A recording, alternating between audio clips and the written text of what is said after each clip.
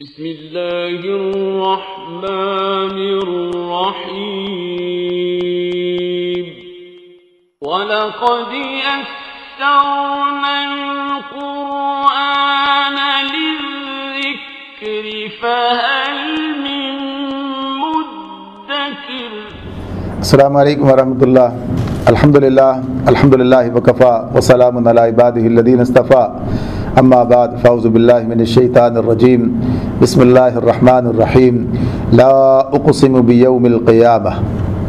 سورہ قیامہ کا آغاز ہو رہا ہے۔ سورہ قیامہ مکی صورت ہے اور ابتدائی زمانے کی نازل شدہ صورتوں میں سے ہے۔ اس میں اللہ رب العالمین نے قیامت کے وقوع ہونے، واقع ہونے، اس کے وقوع پذیر ہونے پر بات کی ہے، اور مشرکین مکہ کا جو سب سے گویا کہیے کہ بڑا مسئلہ تو شرک کے بعد جو تھا وہ یہی تھا کہ آخرت کے امکان کو وہ تسلیم کرنے کے لیے تیار نہیں تھے۔ وہ یہ بات سمجھتے نہیں تھے، نہیں مان رہے تھے، ان کی سمجھ میں یہ بات نہیں آ رہی تھی کہ انسان جو ہزاروں اور لاکھوں سال پہلے مر چکا ہو اسے دوبارہ کیسے زندہ کیا جا سکتا ہے، جبکہ اس کی باقیات بھی اس طرح باقی نہ ہوں بلکہ مٹی میں مل کر ختم ہو چکی ہوں، یا یہ کہ وہ ایسے اجسام جنہیں مٹی کے بجائے جانور کھا گئے ہوں، جو کہیں تحلیل ہو گئی ہوں، جو آگ میں جل چکے ہوں، کیسے دوبارہ جمع کیا جا سکے گا۔ تو بہرحال اس پر اللہ تعالیٰ نے بتایا کہ سارا کام جو ہے ہو کر رہے گا۔ یہ ساری باتیں جو ہیں اللہ کے لیے کوئی مشکل کام نہیں ہے۔ یہ مضمون اس کے اندر ہمارے سامنے آتا ہے خصوصیت کے ساتھ۔ پھر اس میں یہ ہدایت بھی موجود ہے نبی صلی اللہ علیہ وسلم کے لیے۔ ابتدائی صورت ہے تو اسی اعتبار سے یہ مسئلہ بھی درپیش تھا کہ اس کا سورہ اعلیٰ میں بھی ذکر آیا ہے، یہاں بھی ذکر ہے، پھر اس کے علاوہ بھی اس کا ذکر سورہ طٰہٰ میں ہمارے سامنے آ جاتا ہے، جس میں اللہ تعالیٰ نے نبی اکرم صلی اللہ علیہ وسلم کو ہدایت کی ہے کہ جب وحی نازل ہو رہی ہو تو آپ خاموشی سے سنیں، اس کو یاد کرانا، اس کو پڑھوا دینا، یہ سب ہمارے ذمے ہے۔ جب آغاز کے اندر یہ مسئلہ پیدا ہوتا تھا نبی صلی اللہ علیہ وسلم کے ساتھ کہ جب جبرائیل آپ کو قرآن سناتے تو آپ جلدی جلدی یاد کرنے کی کوشش کرتے، کہیں آپ بھول نہ جائیں، کوئی چیز رہ نہ جائے، تو بتا دیا گیا کہ یہ مسئلہ انشاءاللہ یہ نہیں ہوگا، اللہ تعالیٰ یہ سب یاد کرا دیں گے۔ تو سورہ اعلیٰ میں اس کو زیادہ واضح طور پر بھی بیان کیا ہے، اور یہاں پر وہاں تو یہ بات ہے کہ بھولیں گے نہیں، اور یہاں پر یہ بات ہے کہ اس کو پڑھوا دینا، بیان کروا دینا بھی ہمارے ذمہ ہے، اس کا مفہوم بھی اور اس کا مدعا بھی سب کچھ جو ہے وہ اللہ تعالیٰ کی طرف سے آپ کو عطا کیا جائے گا۔ تو سارا مضمون بھی اسی میں ہمارے سامنے آتا ہے۔ پھر اسی کے اندر اس شخص پر بھی تنقید ہے کہ جو نماز بھی نہیں پڑھتا اور تنقید کرتا ہے اور روکتا ہے، اور اس پر مختلف لوگوں کے حال چسپاں ہوتا ہے۔ خاص طور پر ابو جہل کی بات آتی ہے کہ وہ اس طرح سے نبی اکرم صلی اللہ علیہ وسلم کی در پہ ازار رہا کرتا تھا۔ تو آغاز کرتے ہیں۔ لا اقسم بیوم القیامہ، نہیں میں قسم کھاتا ہوں قیامت کے دن کی۔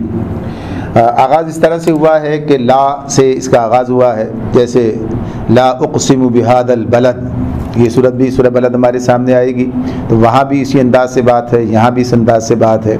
تو یہ بھی ایک انداز ہے گفتگو کا، اور اس کے بعد اس طرح کہ جب کوئی بات ہو رہی ہو، کوئی بحث چل رہی ہو، کوئی کسی چیز کی تردید کرنی مقصود ہو جو بیان کی جا رہی ہو یا جس پر مباحثہ ہو رہا ہو، تو اس کے لیے یہ انداز اختیار کیا جاتا ہے۔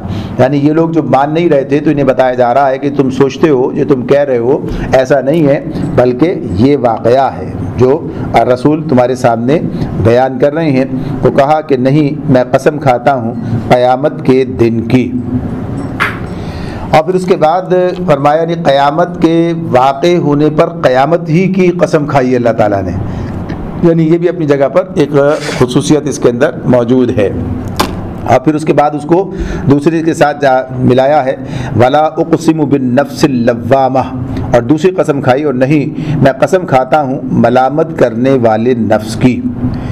تو اب اس میں جو بات ہمارے سامنے آ جاتی ہے کہ ایک تو اللہ تعالیٰ نے قیامت کے دن ہی کو قسم کھا کے اسی کو بیان کیا، نہیں وہی قسم کے بارے میں بھی بات پہلے بھی آپ کے سامنے آتی رہی ہے کہ قسم کھانے کا مطلب کسی چیز کی عظمت کی بنیاد پر نہیں ہوتا، کسی چیز کے یعنی اللہ تعالیٰ کی طرف سے جب قسم کھائی جاتی ہے، انسان کا معاملہ تو قسم کھانے کا اللہ ہی کی قسم ہوتی ہے کہ وہ اسے گواہ بنا رہا ہوتا ہے، لیکن جب اللہ تعالیٰ نے یہ قسمیں مختلف مقامات پر کھائی ہیں تو وہاں اس کا مدعا، اس کی غرض یہ ہے کہ یہ چیز، یہ جو بیان ہو رہی ہے دلالت کرتی ہے اس بات پر جو اللہ تعالیٰ کی طرف سے تمہارے سامنے رکھی جا رہی ہے، یعنی اس سے تم دلیل پا سکتے ہو، دلیل پکڑ سکتے ہو، بات تم پر واضح ہو سکتی ہے اگر تم سمجھنا چاہو۔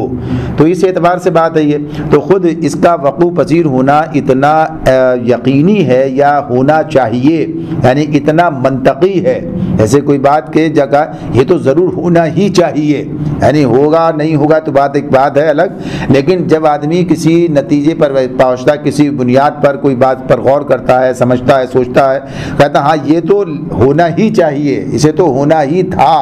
تو اس اعتبار سے جب انسان یہ سارے معاملے کو دیکھتا ہے، پوری دنیا کے، کائنات کے، انسانوں کے معاملات جس طرح ہیں، تو ایک دن تو ایسا ہونا ہی چاہیے کہ جب یہ کام انجام پائے، یعنی حساب و کتاب کا بھی، اور اسی کے ساتھ ساتھ یہ بات بھی ہے کہ روز قیامت کا معاملہ یہ ہے کہ اس کائنات کے بارے میں جتنا انسان کا علم آگے بڑھتا چلا جاتا ہے، وہ یہ بات جانتا ہے کہ یہ جو سارا کا سارا کائنات کا نظام ہے، انسان کا علم اسے بتا رہا ہے کہ اسے ختم ہو جانا ہے۔ یعنی ایک بات یہ بھی اسے پتہ چل رہی ہے، وہ یہ بھی جان رہا ہے کہ یہ ہمیشہ سے نہیں تھا، اس کا کوئی آغاز ہے، یعنی اتنا اسے پتہ چل رہا ہے کہ یہ آغاز اس کا کبھی تھا، کبھی اس کا آغاز ہوا ہے، اس سے پہلے نہیں تھا، عدم سے وجود میں آیا ہے، اور یہ بات بھی اس کی سمجھ میں آ رہی ہے، اس نتیجے پر بھی پہنچ رہا ہے کہ اس کی ایک انتہا ہے، یعنی اسے ایک دن ختم ہو جانا ہے، اس نظام کو ایک دن جو ہے درم برم ہو جانا ہے۔ قرآن یہی بات بتا رہا ہے، قرآن یہ بات بتا رہا ہے۔ تو یہ مطلب نہیں کہ لوگ کہہ رہے ہیں تو چلو یہ بات اس طرح سے ثابت ہو رہی، نہیں، اللہ تعالیٰ نے یہ بات بتائی کہ ایسا ہوگا، یہ منطقی بات تو پہلے ہی ہے۔ اب انسانی علم کی بنیاد پر جو وہ کائنات کے مختلف شواہد کو دیکھ کر جو ہے اسے بات پتہ چل رہی ہے، اس سے بھی اس بات کو دلیل مل رہی ہے، اسے بات اس کے سامنے آ رہی ہے۔ تو اللہ رب العالمین یہ بات بتاتے ہیں، تو اس اعتبار سے قیامت کے دن کی بات ہے۔ اور پھر اسی کے اندر جو کہا کہ ملامت کرنے والے نفس کی جو قسم اللہ تعالیٰ نے یہ کھائی اس مقام پر، اور بتایا کہ یہ بھی قیامت کے واقع ہونے کے لیے ایک دلیل ہے کہ یہ نظام کائنات جو ہے درم برم ہو جائے گا، اس کا معاملہ ہو جائے گا۔ اور اس کے بعد پھر یہ بات کہ اس کی بنیاد کے اندر، یعنی ایک دوسری بات یہ کہ اللہ تعالیٰ نے انسان کو جیسا بنایا، اگر انسان اپنے بارے میں غور کرے، سوچے، دیکھے، سمجھے، تو اس کے مختلف کیفیات ہیں، اس کے اندر جو مختلف کیفیات پائی جاتی ہیں، تو اسی میں اس کا اللہ تعالیٰ نے نفس لوامہ کی بات کی ہے۔ اب یہ نفس انسانی کا معاملہ جو ہے، اس کو مختلف مقامات پر مختلف انداز سے جو ہے بیان کیا گیا۔ کہیں پورے انسانی کو نفس کہا ہے، پورے انسان کے بارے میں، جیسے کہا کل نفس ذائقۃ الموت، ہر نفس کو موت کا مزہ چکھنا ہے، اس سے مراد کیا ہے؟ ہر انسان کو، یعنی ہر ذی روح کو، اس سے مراد کیا؟ ہر ذی روح کی بات ہوگی، ہر ذی روح کو جو ہے موت کا مزہ چکھنا، اس اعتبار سے بات ہے، وہ پورے انسان کی بات ہے یہ۔ اب یہاں پر اللہ تعالیٰ نے یہ اسے نفس کا عنوان اختیار کر کے انسان کے اندر کی ایک کیفیت کو بیان کیا ہے، یعنی انسان جو جسم و روح کا مجموعہ ہے، اور اس اعتبار سے اس کے اندر کچھ داعیات پائے جاتے ہیں۔ یعنی انسان کا معاملہ بھی یہ ہے کہ انسان خود ایک کائنات اصغر ہے، یعنی جیسے کائنات کی اتھا جو گہرائیاں ہیں اور اس کی بارے میں جو اس کی وسعتیں ہیں، تو انسان کا معاملہ بھی کم نہیں ہے۔ انسان کا جو وجود ہے، اس کے بارے میں بھی بے شمار معاملات ہیں جن کو انسان جو ہے دیکھتا ہے تو حیران ہو جاتا ہے کہ کیا اللہ کی قدرت ہے، کس طرح سے اللہ تعالیٰ نے انسان کو وجود بخشا ہے۔ پھر جب اس کی روحانی کیفیات کی طرف جاتا ہے تو وہاں بھی اس کے سامنے بہت ساری چیزیں، پہلو اس کے سامنے آ جاتے ہیں۔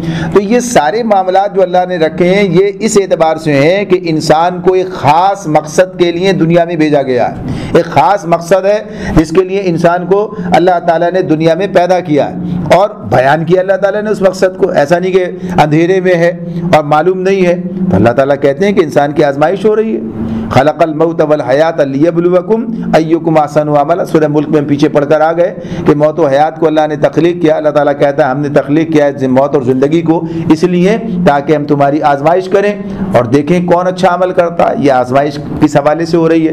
تو بہرحال اب اس کے لیے جو انسان کے اندر امتحان کے اعتبار سے داعیات ہونے چاہیے تھے، یعنی جب کوئی آزمائش ہوتی ہے تو آزمائش کا مطلب کیا ہوتا ہے؟ آزمانا، جانچنا، کہ جانچنے میں کہ یہ صحیح یا غلط، درست یا جو ہے غلط کی بات جو ہے مثبت یا منفی کی بات ہوتی ہے. تو جب کوئی آدمی، جب اس کا امتحان ہوتا ہے، جب اس کی آزمائش ہوتی ہے، تو اس کے اندر اگر وہ داعیات موجود ہوں گے تو پھر جانچا جائے گا. جب اس کے اندر کوئی جانچنے کی چیز ہی نہیں ہے، اس کا معاملہ جو ہے وہ یک طرفہ ہے، اور وہ اس کے اندر کوئی ایسا داعیہ رکھا ہی نہیں گیا ہے جسے کہا جائے کہ یہ اس کے اندر منفی قوت ہے، یہ مثبت قوت ہے، اب یہ منفی کی طرف جاتا ہے کہ مثبت کی طرف جاتا ہے، یہ کیا کام کرتا ہے. تو اس معاملے میں یہ بات واضح ہو جاتی ہے کہ اگر آزمائش ہو رہی ہے تو پھر یہ انتخاب کا معاملہ، یہ جو ارادے کا معاملہ، یہ انسان کو اللہ تعالیٰ نے عطا کیا ہے. تو یہ چیز جو ہے اسی کی یہ کوئی کیفیت کا معاملہ ہے. اب اللہ نے جو انتظام کیا، انسان پر بڑا فضل کیا اللہ تعالیٰ نے کہ انسان کو کامیابی سے ہمکنار کرنے کے لیے اسباب مہیا کیے ہیں، اسباب جو ہے مہیا کیے ہیں، ویسا بنایا ہے اس کو. یعنی جسے کہا جائے گا نا کہ بائی بلڈ، جو اس کے اندر جو اللہ تعالیٰ نے اس کے جو پروگرامی رکھی ہے، اس کے اندر جو چیزیں اللہ نے ڈال دی ہیں، تو اس میں یہ بات بھی ہے کہ اس کے اندر اس کے نفس کی ایک کیفیت کیا ہے کہ اس میں برائی سے ایک نفرت اور برائی سے ایک کراہیت موجود ہے. اگر انسان کو جیسا ہے ویسا ہی دیکھا جائے، جیسا انسان ہے اگر ویسے ہی رکھا جائے، اس کو جو ہے اس کے اندر کوئی اور اس مزید خرابی پیدا نہ کی جائے، تو بہرحال یہ چیز اسے نظر آئے گی. اللہ تعالیٰ نے یہ بات بتائی ہے، انسان کا اپنا معاملہ اس کے اندر بڑا ہے. قد افلح من زکاہا وقد خاب من دساہا، یعنی اب یہ انسانی فعل ہے اب اس نفس کے معاملے میں کہ جس نے نفس کا تزکیہ کیا یا جس نے نفس کے داعیات کو دبا دیا، یعنی اس نے اس کا تجزیہ کیا. اب یہ ظاہر ہے کہ یہ تو جب سورہ ہمارے سامنے آئے گی اس وقت اس پر تفصیل سے بات کر لیں گے. لیکن یہ معاملہ کیا ہے یہاں کہ یہ کیفیات اس کے اندر تھیں، ایسا بھی ہو سکتا تھا، ایسا بھی ہو سکتا تھا، اس کا تزکیہ بھی ہو سکتا ہے، اس کا تجزیہ بھی ہو سکتا ہے. یعنی اگر ہو ہی نہیں سکتا تو بات ہی ختم ہو جائے گی. تو ہو سکتا ہے، یہ بھی ہو سکتا ہے، یہ بھی ہو سکتا ہے. اللہ تعالیٰ اگر کہتے ہیں کہ فَأَلْهَمَهَا فُجُورَهَا وَتَقْوَاهَا، ہم نے اس پر الہام کر دیا فجور اور تقوی، نیکی و بدی جو اس پر الہام کر دی ہے، تو یہ الہام کر دی تو اس کے اندر ہے نا یہ بات چیز جو ہے. تو اس اعتبار سے یہ جو کیفیت ہے جس کو اب ہم کہتے ہیں اس طرح سے، تو گویا کہیے کہ نفس انسانی کے پہلو ہیں. ان کا معاملہ یہ نہیں کہ انسان کے اندر یہ چیزیں کہاں کہاں الگ الگ کہیں پڑی ہوئی ہیں، تو یہ اس کی کیفیات ہیں جس کو بیان کیا. تو بہرحال یہ اس کے لیے مختلف قسم کے فلسفے، مختلف قسم کی باتیں موجود ہیں، اتنی تفصیل میں جانے کا موقع نہیں ہے کہ انسان کی جو اپنے اندر کی جو کیفیات ہیں، ان کیفیات کو وہ کس طریقے سے ان سب چیزوں کو اپنے سامنے رکھ کر، اور پھر اس جو کشمکش کا اندر میدان ہے، اس کشمکش کے اندر وہ صحیح راستہ اختیار کر لے. اس میں یہ جو بات ہے اس اعتبار سے، تو اس میں امام غزالی رحمۃ اللہ علیہ نے اس پر احیاء العلوم میں اس کو رکھا ہے کہ انسان کے اندر ایک فرشتہ، ایک کتا، اور اس اعتبار سے اس کے اندر جو ہے انہوں نے کہا کہ یہ اس کے اندر کیفیات جو ہے وہ موجود ہوتی ہیں. یعنی انسان کی جو بتائی ہے کہ اس کے اندر یہ ہوتا ہے، یہ ہوتا ہے، یہ کیفیت، یہ کیفیت، تو 4 کیفیات جو ہیں اس کے اندر بیان کی ہیں الگ الگ. تو اس سے مراد یہی کہ ان چیزوں کو آدمی سمجھے اور صحیح راستہ اختیار کرے. تو یہاں تو اس کو دلیل دی ہے، دلیل بتائی اس پہ رکھی ہے کہ یہ جو وہ بھی بات یاد رہے. چلیے وہ 4 کی بات ہو، یعنی چاروں کیفیات کو کہا کہ شیطان کہا، اور کہا کہ کتا، اور کہا کہ اس کے اندر جو ہے یہ فرشتہ اور سور، یعنی مختلف کیفیات کو عنوانات دیے گئے. ایسا ہے نہیں اس کے اندر. یہ اب عنوان سمجھانے کے لیے کیا ہے، انہوں نے سمجھانے کے لیے کہ انسانی کیفیات، پھر اس پر بات کی ہے اس کی کیا کیفیت ہے، اس کی کیا کیفیت ہے، اس کی کیا کیفیت ہے، شیطان کیا کرتا ہے، فرشتہ کیا کرتا ہے، یہ جھگڑالو کیفیت کیا ہے، اور یہ فحاشی بے حیائی کا سور کو اس سے تعبیر کیا. تو غرض یہ کہ یہ سمجھنے سمجھانے کے معاملات ہیں، لیکن قرآن جب بات کرتا ہے تو وہ بات اپنی جگہ حقیقت ہوتی ہے، واقعہ ہوتی ہے، وہ واقعہ ہے، وہ حقیقت ہے. تو اب اس واقعے اور حقیقت کا معاملہ اس طرح سامنے آتا ہے کہ انسان کے اندر یہ جو اللہ تعالیٰ نے ہمیں بتایا، تو 3 عنوانات سامنے آ جاتے ہیں. ایک 13ویں پارے میں ہم پڑھ کر آئے سورہ یوسف کے اندر، وہاں پڑھا تھا وما ابرئ نفسی ان النفس لامارۃ بالسوء. نفس امارہ کی بات وہاں پر آئی تھی، ان النفس لامارۃ بالسوء، نفس تو برائی کا حکم دیتا ہی ہے. یعنی وہاں یہ بات اس اعتبار سے آ گئی تھی. اب یہاں پر جو یہ بات آ رہی ہے نفس لوامہ کی بات آ رہی ہے کہ ملامت کرنے والا نفس ہے یہ. آگے چلے جائیں گے سورہ فجر کے اندر 3 پارے میں جائیں گے تو وہاں پر نفس مطمئنہ کی بات آ جائے گی، یا ایتھا النفس المطمئنہ. تو یہ کیفیات کا معاملہ ہے کہ یہ سب چیزیں انسان کے اندر موجود ہیں. تو نفس لوامہ کو قیامت کے لیے دلیل قرار دیا ہے.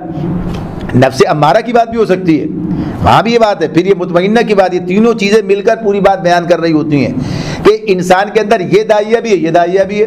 اب اگر وہ اس طرف نہیں جاتا، ادھر جاتا ہے اور پھر اس کو یہ منزل حاصل ہو جاتی ہے، تو یہ کہ کہاں اس کا اطلاق کہاں ہوگا، نتیجہ کہاں نکلے گا؟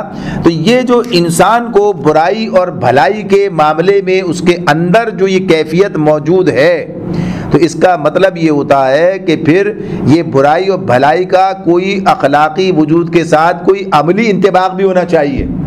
جب اس کا کوئی نتیجہ نہیں ہے، بھائی برائی کا کوئی نتیجہ نہیں ہے، بھلائی کا کوئی نتیجہ نہیں ہے، ایسا دنیا کے اندر جو دنیا کا نظام ہے، تو اس معاملے میں یہ بات ہے کہ یہ واقعہ ہے کہ لازماً بھلائی کا نتیجہ اچھا نکلے اور لازماً برائی کا نتیجہ برا نکلے، ایسا نہیں ہوتا ہے۔ بعض اوقات یہ ہوتا ہے کہ ظالم جو ہے دنیا کے اندر کامیابیاں کے جھنڈے گاڑ رہے ہوتے ہیں اور مظلوم جو ہیں وہ مظلومیت کے اندر ہی دنیا سے چلے جاتے ہیں، یعنی معاملہ اپنی جگہ پر رہتا، ان کی ذاتی زندگی میں امن ہو، اطمینان ہو، انہیں اس سے جو سرخوشی ہو، وہ اس کے معاملات تو الگ ہیں، لیکن بظاہر جو سب چیزیں ہو رہی ہوتی ہیں وہ آپ کے سامنے یعنی دنیا میں سارے معاملات نظر آتے ہیں۔ تو یہاں پر یہ بات کہ اگر برائی ہے اور اچھائی ہے، ورنہ نفس لوامہ کیا کر رہا ہے اندر بیٹھ کے؟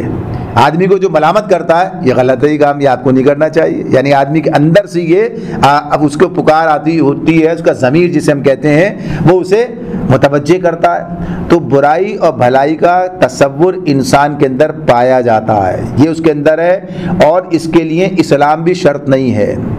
اگر آدمی مسلمان نہیں ہے تو کوئی اور تصور کم زیادہ رکھ کے بہرحال کام کر رہا ہے، دیگر معاشروں میں دیکھا جائے، غیر مسلم معاشروں میں بھی دیکھا جائے، تو وہاں بھی بہرحال اخلاقیات کا ایک وجود پایا جاتا ہے، یعنی وہاں بھی اچھائی اور برائی کی تمیز موجود ہے کہ یہ اچھائی ہے، یہ برائی، یہ الگ بات کہ وہ کامل معاملہ نہیں ہے، کبھی وہ برائی کو بھی اچھائی سمجھ رہے ہوتے ہیں، کبھی اچھائی کو جو ہے وہ چھوڑ رہے ہوتے ہیں، یہ سب برائی سمجھ رہے ہوتے ہیں، یہ سب بھی ہو جاتا ہے، لیکن بہرحال یہ بات اپنی جگہ اخلاقیات ہیں، اچھائی کا ایک معاملہ ہے، برائی کا معاملہ ہے، اسی بنیاد پر قوانین ہیں، ان کا اطلاق ہوتا ہے، ساری دنیا کے اندر سارے معاملات موجود ہیں۔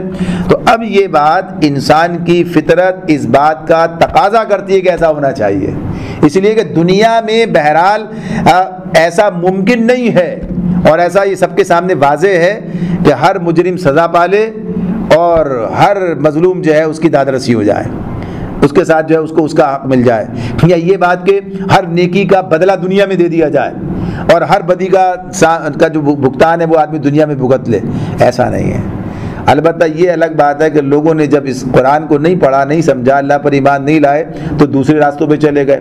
کسی نے اس کو یہ آواگون کا فلسفہ ایجاد کر لیا، یعنی اب انہوں نے کہا کہ انسان جو ہے جو کچھ اچھی نیکی بدی کرتا ہے، اس کا بدلے کے لیے اسے پھر جنم لینا پڑتا ہے، یعنی وہ ایک عجیب فلسفہ ہے جس کے کوئی لاجک نہیں ہے اور اس کے کوئی انتہا نہیں ہے، یعنی آگے جائے گا پھر اگلے جنم میں جو کچھ کرے گا وہاں بھی برائیاں کا، تو کب تک چلے گا یہ سلسلہ، کہاں تک جائے گا، کیسے معاملہ ختم ہوگا؟ اس کا مطلب ہے کہ ہم یہ ایک ایسی دنیا ہے کہ جو مسلسل چلتی رہے، جبکہ بات واضح کہ ایسا نہیں ہوگا، یہ ممکن بھی نہیں ہے چیزیں کہ ہاں یہ سب کچھ ہو جائے۔ تو بہرحال جو قرآن بیان کرتا ہے یہ بہرحال ایک صاحب عقل آدمی جو ہے اور اپنی فطرت کو بھی سامنے رکھتے ہوئے وہ یہ دیکھے تو اس کی سمجھ میں بات آ جائے گی کہ ہاں یہ قیامت کا واقع ہونا ایک لازمی امر ہے، ہونا چاہیے، حکمت اسی میں ہے اور عقل بھی اسی کا تقاضا کرتی ہے۔ تو اللہ تعالیٰ نے کہا وَلَا أُقْسِمُ بِالنَّفْسِ اللَّوَّامَةِ کہ قسم کھاتا ہوں میں ملامت کرنے والے نفس کی۔ تو یہ انسان کے اندر سے یہ گویا کہیے کہ دلیل اس کے سامنے رکھ دی گئی۔ پھر فرمایا أَيَحْسَبُ الْإِنسَانُ أَن لَّن نَّجْمَعَ عِظَامَهُ کیا انسان یہ سمجھ رہا ہے کہ ہم اس کی ہڈیوں کو جمع نہ کر سکیں گے؟ اب یہ دوسرا معاملہ سامنے آتا ہے۔ اب اس میں کیا بات ہے؟ ایک تو یہ تھا پہلے کہ یہ ضرورت کیا ہے قیامت کی، اب ضرورت تو ثابت ہو گئی، یعنی اب یہ بات تو ثابت ہو گئی کہ بھائی یہ کام تو ہونا چاہیے، آخر یہ کب ہوگا معاملہ، یہ یعنی دنیا میں انسان دیکھ رہا ہے، آنکھوں سے دیکھ رہا ہے نا ساری باتیں، تو برت رہا ہے۔ اب یہ بات کہ اچھا اگر ایسا ہوگا تو یہ جو انسان یا تو ہاتھ کے ہاتھ ہو، یہ ہو نہیں رہا ہے۔ اب یہ سارے انسان جو مر رہے ہیں، مر کے سب جا رہے ہیں، زمین کے اندر جا رہے ہیں، کہیں بھی جا رہے ہیں، یہ وہ کہیے کہ اسی کے اندر ہی ہیں، جو اللہ نے بنا دیا نظام اس کے اندر ہی، کہیں نکل نہیں سکتے اس سے باہر۔ تو یہ جو کچھ جہاں ان کے گویا جسم کا اجزاء منتشر ہو رہے ہیں، یہ سارے بکھر رہے ہیں، ان کا معاملہ انہیں دوبارہ اکٹھا کرنا کیسے ممکن ہے؟ یہ کیسے ہوگا یہ معاملہ؟ یا لوگوں کو مرے، کوئی کب مرا، کوئی 1000 سال پہلے مرا، کوئی اتنے سال پہلے مرا، ان سب کا معاملہ سب کو اللہ تعالیٰ بیک وقت اکٹھا کرے گا. یعنی قیامت کے، حشر کے، آخرت کے معاملات میں جب آخرت کی بات ہوتی ہے تو صرف قیامت کی بات نہیں ہوتی ہے، پھر قیامت آئے گی ختم ہو جائے گا، لیکن اس کے ساتھ ساتھ معاملہ جب ہوتا ہے تو بعض اوقات قیامت کا لفظ پورے عالم آخرت کے بارے میں بات کر رہا ہوتا ہے. دوبارہ زندہ کیا جائے گا، حساب کتاب ہوگا، جنت دوزخ ہوگی، تو یہ سارے معاملات جو ہیں یہ اس کے اندر موجود ہوتے ہیں. تو اب ان کا معاملہ یہی تھا کہ اگر ایسا ہو تو یہ کیسے ممکن ہے. تو اب یہ بتایا جا رہا ہے کیا انسان یہ سمجھ رہا ہے کہ ہم اس کی ہڈیوں کو جمع نہ کر سکیں گے. یعنی انسان جو ہے وہ جب دیکھتا ہے اور سوچتا ہے کہ یہ جو معاملات اس کے سامنے ہیں، یعنی مختلف لوگ مختلف طریقے اختیار کرتے ہیں. ہم مسلمان جو زمین میں دفن کر رہے ہوتے ہیں، کوئی اوپر جو مجوسی وہ رکھتے ہیں پرندے کھا کے ختم کر دیتے ہیں، ہندو جو ہے جلا کے راگ جو ہے بہا دیتے ہیں، سب کر رہے ہوتے ہیں نا. یہ سارے کام دنیا کے اندر موجود ہیں. ویسے بھی کوئی سمندر میں غرق ہوگا، مچھلیوں کا شکار بن گیا، کسی معاملات کسی اور طرح ہو گئے. تو ایسے تمام معاملات میں سب کو اس طرح سے جمع کر کے دوبارہ وہی انسان کھڑا کر دینا یہ کیسے ممکن ہے، یہ کہہ رہے ہیں. تو اللہ تعالیٰ یہ بات بتا رہے ہیں کہ بھائی یہ معاملہ کس کا ہے، یہ کون کہہ رہا ہے، کون یہ کام کرے گا. یہ کام اللہ رب العالمین کرے گا، جس نے آج تخلیق کیا ہے، جس نے آج تخلیق کیا ہے اور جس نے آج تمہیں یہ جسم عطا کیا ہے. کیا وہ دوبارہ اسے ریکال نہیں کر سکتا، دوبارہ اسے بنا نہیں سکتا. یہ سارے اجزاء کائنات کس کی ہے؟ ایسا نہیں کائنات کسی اور کی ہے، انسان کسی اور کے حوالے، حشر کا دن کسی اور کوئی اور کرے گا. سب کام، یہ توحید کا معاملہ بھی ہے، یہ پوری کائنات اللہ تعالیٰ کی ہے اور یہ پوری کائنات اس کی مٹھی میں ہے. یعنی اس کے اندر سے کوئی معاملہ ایسا نہیں ہے کہ جہاں کوئی بغاوت کر جائے، زمین انکار کر دے، آسمان انکار کر دے، پانی انکار کر دے. یہ سب باتیں بھی ہمارے سامنے ہیں. اللہ نے یہ مثالیں بھی دی ہیں نا. اللہ جب چاہتا ہے تو یہ جب ہم پڑھتے ہیں طوفان نوح کے بارے میں تو اللہ تعالیٰ کہتے ہیں اللہ نے حکم دیا آسمان رک جا، زمین اپنا پانی نگل جا. یعنی اللہ کے حکم کے تحت ہو رہا ہے نا. اللہ کا حکم تھا تو تنور ابل رہا ہے اور سارا سب جو چشمے زمین سب یہ کام کر رہی ہے، آسمان برس رہا ہے. جب اللہ کا حکم ہوا آسمان رک گیا اور زمین سارا پانی اس کے اندر چلا گیا، ختم ہو گیا معاملہ. تو یہ سب پابند ہیں، یہ سب پابند ہیں اللہ تعالیٰ کے حکم کے. تو اگر یہ معاملہ کہ اللہ تعالیٰ جب حکم دے سب جمع کرے تو کیا چیز ناممکن ہے. یعنی اللہ کے لیے تو بنیادی بات یہی ہے کہ جب انسان اللہ کو خالق تسلیم کر لے. ان کا معاملہ کیا تھا مشرکین کا کہ یہ اللہ کو خالق تسلیم کرتے تھے. یہ کائنات کا خالق اللہ ہے، تو جو کائنات بنا سکتا ہے وہ دوبارہ جمع کرنا اس کے لیے کیا مسئلہ ہے. تو اللہ تعالیٰ ایسا کرے گا اس کے لیے. تو کیا فرمایا کہ انسان یہ سمجھ رہا ہے کہ ہم اس کی ہڈیوں کو جمع نہ کر سکیں گے. بھلا قادرین علی ان نسوی بنانا، ہم تو اس کی انگلیوں کی پور پور تک ٹھیک بنا دینے پر قادر ہیں. یعنی اللہ کی قدرت کا تمہیں اندازہ ہی نہیں ہے، تم نے اس کو پہچانا ہی نہیں ہے. یعنی یہ کیا چیز انسان سمجھتا کیا ہے، اس کے بارے میں وہ سوچ رہا ہوتا ہے.